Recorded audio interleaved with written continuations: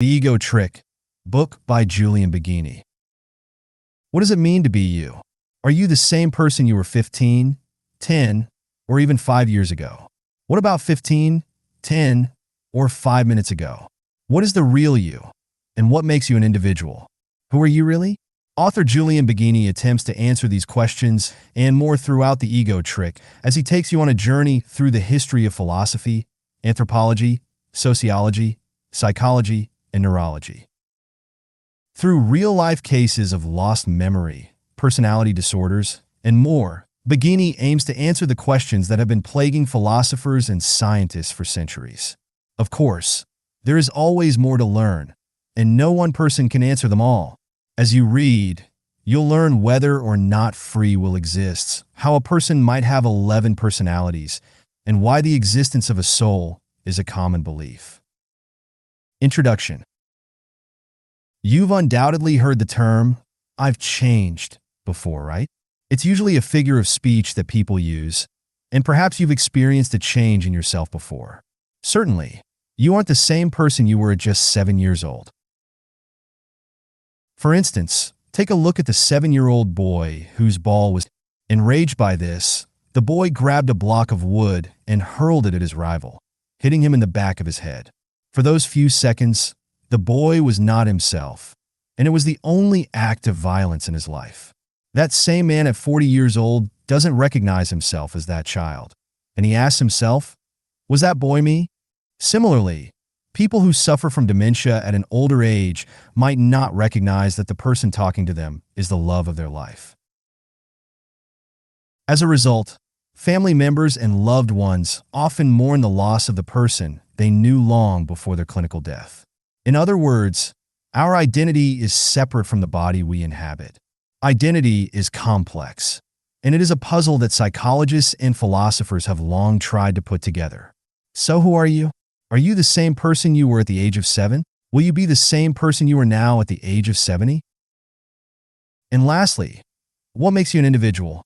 In an attempt to answer these questions, author Julian Baggini lays out everything he knows about identity and the self. According to Baggini, cells are like paintings. They cannot be brought into focus if you stand too far away or too close. Viewed properly, we will see that cells are real, but they are not what most of us imagine them to be. Chapter 1. Are spiritual awakenings just a result of brain dysfunctions?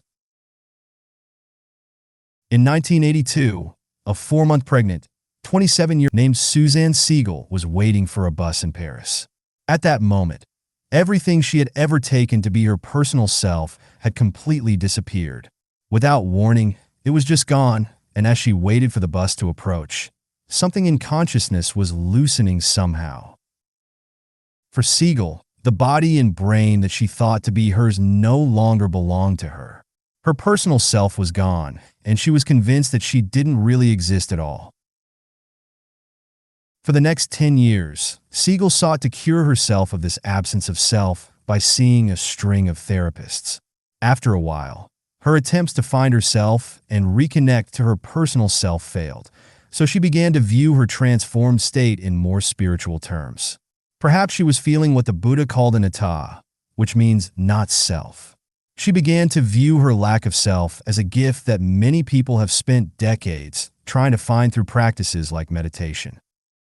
She wrote a book about her journey and became a spiritual leader, teaching others about the vastness, or the belief that she is infinite, that she is no one and everyone, nothing and everything just as you are.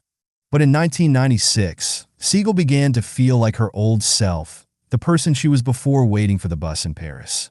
Suddenly, her spiritual messages were becoming crossed. Soon, Siegel had difficulty holding a pen, remembering names, and even sitting up without feeling dizzy. It became clear that she was ill, and on February 27, 1997, she was diagnosed with a massive brain tumor, one that was too large to remove. On April 1st, Siegel died at the age of 42, leaving people to wonder whether her spiritual experiences were the result of an illness. Neuroscience research suggests that many spiritual experiences are the result of brain dysfunction. In Siegel's case, Doctors believe her shift in consciousness began in 1982 as a rumor's pressure on her brain. However, followers of Siegel disagreed, believing it was the tumor that caused her to lose her connection with the universe. Chapter 2. The existence of the soul is not logical. While many seek to answer the question surrounding the self, there is one belief surrounding the self that cannot be ignored: the existence of the soul. In many religions, people believe that a human being has, in addition to a physical body, a non-physical part that persists long after the physical body has rotted into the earth. This soul is the true seat of the self. The body is merely. This idea is probably the most common belief around the world, and one of the most persuasive arguments for it comes from Persian philosopher Avicenna. Avicenna approached the question of the existence of the soul through an experiment called the floating man. In this experiment, he asks you to imagine yourself as if you are without a body, and as if you are floating in the air without any feelings or sensations. Imagine as if your limbs are separated from each other and they neither meet nor touch. In this state, would you still believe that you exist? Most people would intuitively think yes, that we would indeed exist in a state of sensationless suspension. After all, our sense of self isn't physical. But is this a logical conclusion?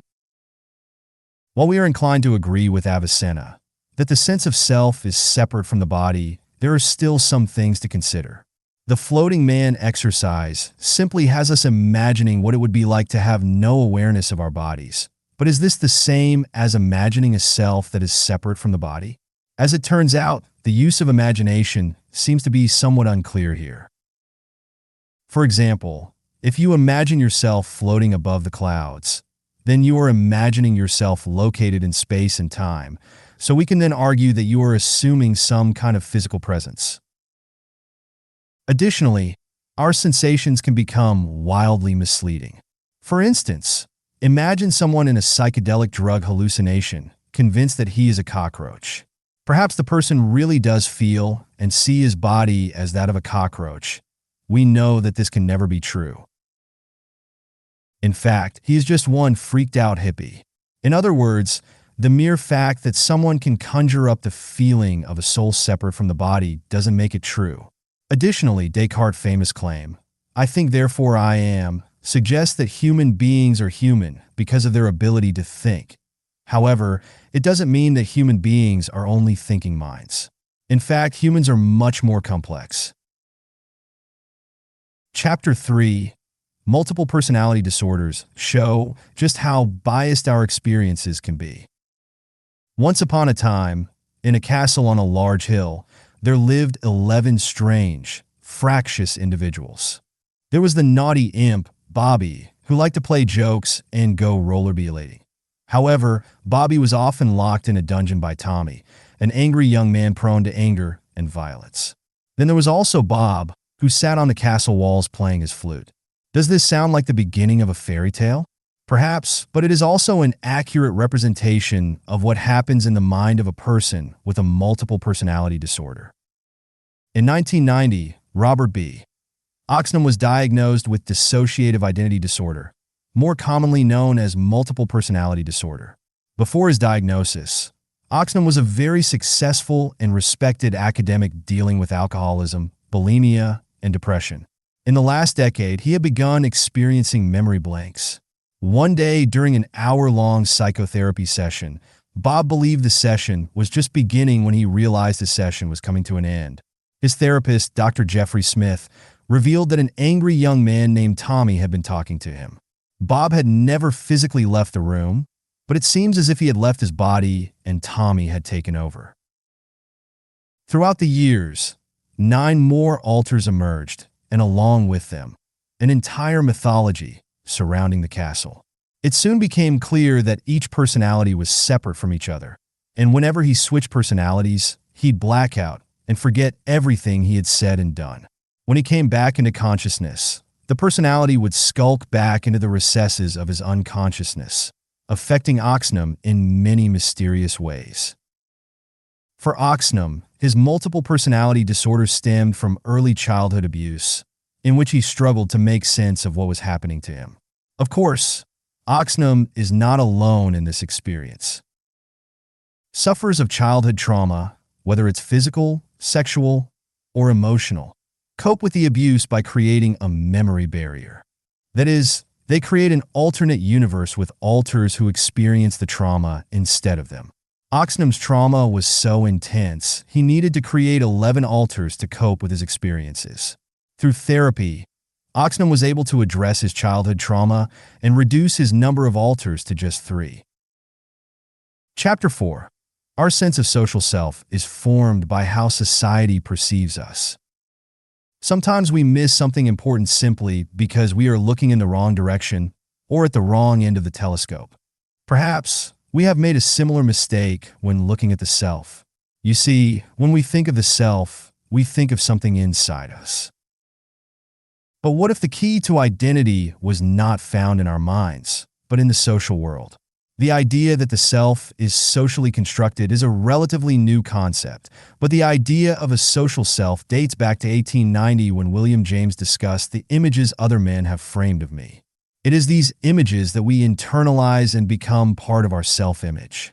In other words, how we are seen by others affects how we see ourselves.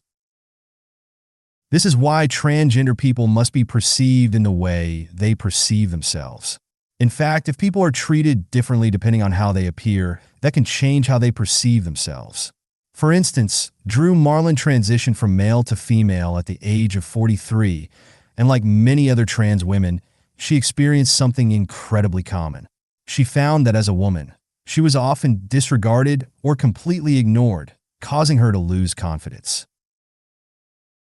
There is another argument for the social construction of the self, based on the claim that notions of the self vary enormously from culture to culture.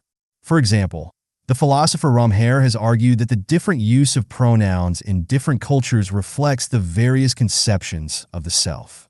So while the West centers its sense of self on the individual, other cultures do not. The Inuit people, for example, don't have the equivalents of I, you, she, or he, we, and they. In other words, they have a less individualistic sense of the self.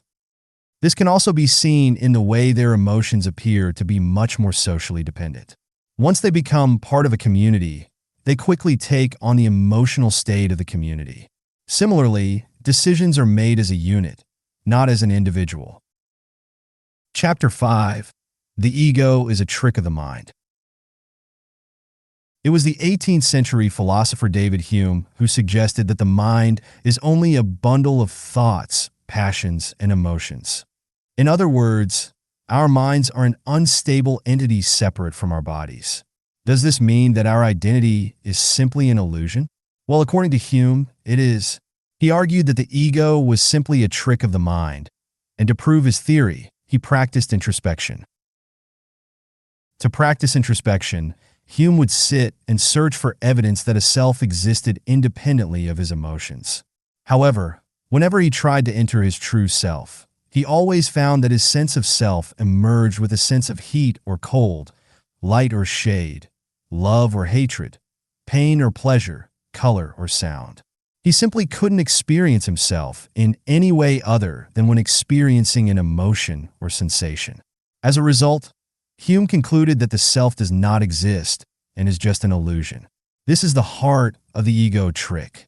The trick is to create something that has a sense of unity and singleness from what is a messy, fragmented sequence of experiences and memories.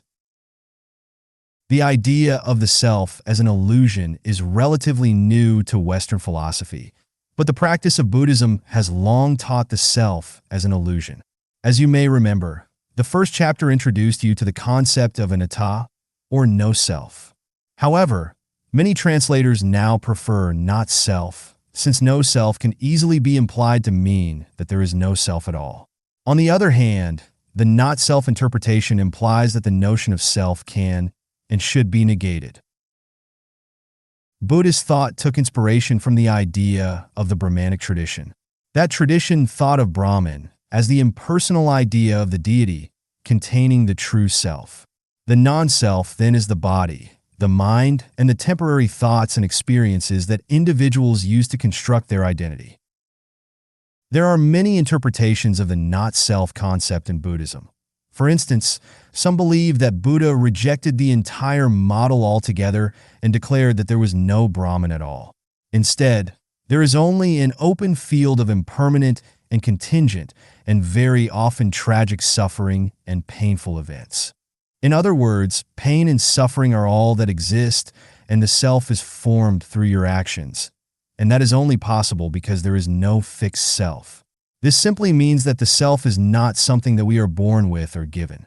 Instead, the self is something that we create through the actions we take and the choices we make.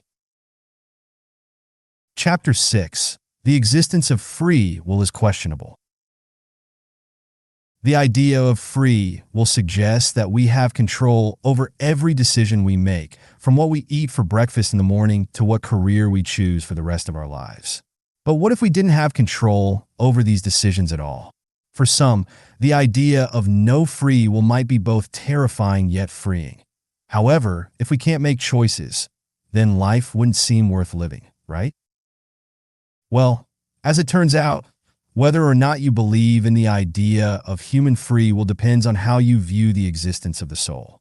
If you accept anything like a bundle theory, in which who you are and what you do is simply the result of your brain and body function, and your brain and body are part of the physical world, subject to physical laws, then all of your thoughts and actions would simply be products of natural forces. In other words, you would deny the existence of free will. Many people find this idea outrageous. For instance, if you were in a cafe and order an espresso, you feel that you could have just as easily ordered a cappuccino instead. But is this true? Not according to the theory of determinism. The theory of determinism states that we behave in certain ways and make decisions based on our life experiences and the circumstances at the time, like how much money we have, how hungry or thirsty we feel, and so on. As a result, it is inevitable that we will choose the drink that we do. Of course, this doesn't mean that our choice is predictable. In fact, the combination of causal factors is so complicated, it would be near impossible to predict human choice with any accuracy. This unpredictability, however, doesn't mean freedom. After all, chaos theory explains why many complex systems like the weather are unpredictable, but that doesn't mean clouds have free will. Chapter 7. Technological and cultural changes are rapidly changing our sense of self. It is often said that the primary purpose of fiction set in the future is not to speculate about what possibly will be, but to shine a light on our human nature in the present. If this were the case, many writers then have imagined worlds in which human nature is no longer one thing. Instead, we see societies in which human beings experience a virtual reality, while their real bodies are kept alive in pods in a completely different location, as we have seen in The Matrix. Dystopias like these, however, are easily imagined because we realize that human nature doesn't need to be set in stone, and that technology might change us more in a generation or two than evolution has done over millions of years. As a result, what we understand about the self will become entirely reconstructed. Today, the sense of self is entirely different to what it once was. For instance, children now grow up without the uniformity and consistency of experience, which used to form them into conventional, strongly singular personalities. In the last 20 years, everything has exploded. Now, you get people who may live in the same community with a stable family, and yet still be subject to 1,000 different cultures every time they walk out the door. And as they interact with these cultures and internalize new information, their personalities take on new facets. Of course, there's more as well. According to neuroscientist Susan Greenfield, the very nature of human identity can change because of the impact media can have on young, developing minds. Furthermore, humans perceive themselves as individuals, as someone, but also as nobody. The sense of nobody comes when we let ourselves go completely. Perhaps this happens when we go out dancing and lose ourselves to the music, or when we binge the latest television series. Being nobody can be both wonderful and dreadful. Greenfield's worry, however, is that screen culture will allow us to be nobody, and as a result, we will lose our sense of identity, both in ourselves and among our peers. Chapter 8, Final Summary. The sense of self is a complex thing. Even though we think we know who we are, what we stand for, and what decisions we will make, there is much research to prove that the sense of self is simply an illusion. The ego is a trick of the mind that connects our constant flow of thoughts, emotions, and experiences into a streamless experience that we perceive to be united. As a result, our actions are simply a reaction to our environment, meaning the concept of free will might not exist. So even if you feel as if you are in full control of your thoughts and actions, research suggests that you might not be as in control as you think. So, who do you think you are?